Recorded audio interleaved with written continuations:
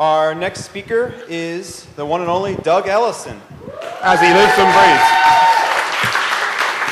So I'm going to give you a brief rundown of something that you may have noticed a few days ago. We landed a ton of awesome on the surface of Mars. Thank you for that reference, Stephanie. I'm a visualization producer at JPL in the group responsible for a whole bunch of real-time graphics and rendered animations that help explain to the general public what the scientists and engineers at JPL get up to. Because we lose as many lights as possible. It's all about the pretty pictures, not about me. Very, very rarely, my job is awesome enough that it lets me go and sit right there. That was my desk on landing night, which is a pretty rare occurrence. What I'm going to tell you about is everything that happened way, way up on the surface of Mars and why we give a damn. What we were trying to do on that Sunday is land something this big, 899 kilograms of science on the surface of Mars. Give you a sense of scale, the first rover on Mars, Sojourner, weighed just less than the stuff just on the end of that guy's robotic arm. And we're trying to land it in this tiny crater here, about 100 miles across, Gale Crater. It lies on the border between the low, smooth, young northern part of Mars and the rough, high, old part of Mars, and may just maybe have a hint of why Mars is not quite as Earth-like as it should be. Right around here, these little outcrops of rock contain the sorts of minerals that can only exist in the presence of neutral pH, liquid water. And that's something that could possibly be habitable. We're not going looking for life, we're trying to find the story of where that stuff could have arisen. How do you get to Mars? You need a damn huge rocket. This is the biggest rocket NASA can buy right now. And of course, when you get to Mars at the other end, you've got to undo all the hard work that this rocket's done as of last Thanksgiving. That's not easy. Because Mars likes to throw you curveballs. It's got gravity, it's got an atmosphere. That atmosphere is changing all the time. This is actually a weather map of Mars from the day Curiosity landed. Sometimes the atmosphere is a little bit thicker than normal. Sometimes it's a little bit thinner than normal. So when you hit the top of the Martian atmosphere, you don't know what you're going to get. We enter the top of the Martian atmosphere at 13,000 miles an hour, and getting from the entry point to the landing point, we could actually steer our way through the atmosphere and manage that energy. If things were a little bit thinner than normal, we could go in a wiggly line. If things were thicker than normal, more of a straight line, and nail down the landing point.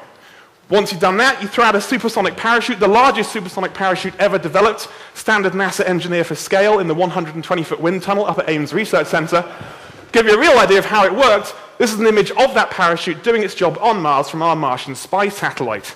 After that, you land it using this crazy, crazy sky crane. Now, at this point, you'd have heard on the radio, and this is why I gave the talk this name, on NASA TV, you'd have heard Tango Delta Nominal. And then a really big pause before people started missing their high fives. The big pause was because we wanted three things. Tango Delta Nominal was just this rover saying, I've told the sky crane to go away now.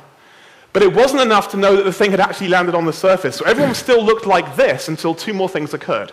One, we knew several seconds later that the radio was still working on the rover.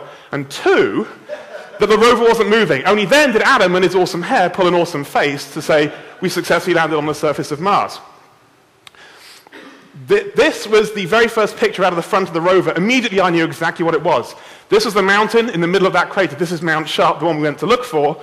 When we de-Instagrammed it about 24 hours later, you could see it was indeed the very mountain we're going to go and study. This is the science we're after. Out the back of the rover, two different pictures, left eye and right eye. There's crud all over the lens, but this thing appears in both lenses. That's a real thing. That's the impact of the descent stage about 500 meters behind the rover.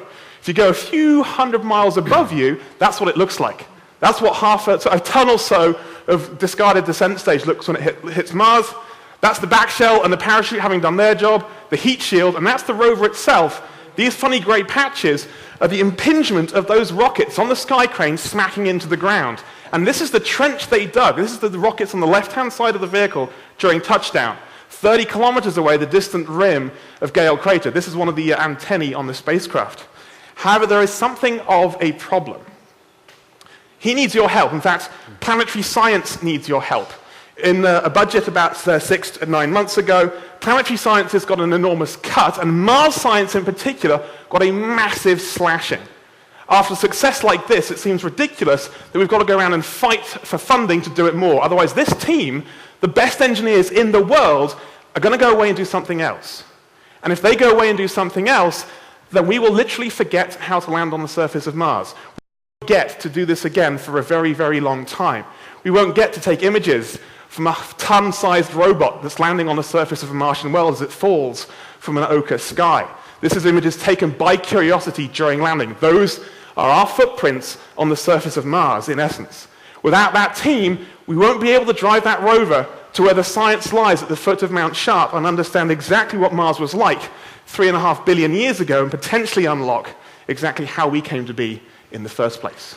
Thank you very much.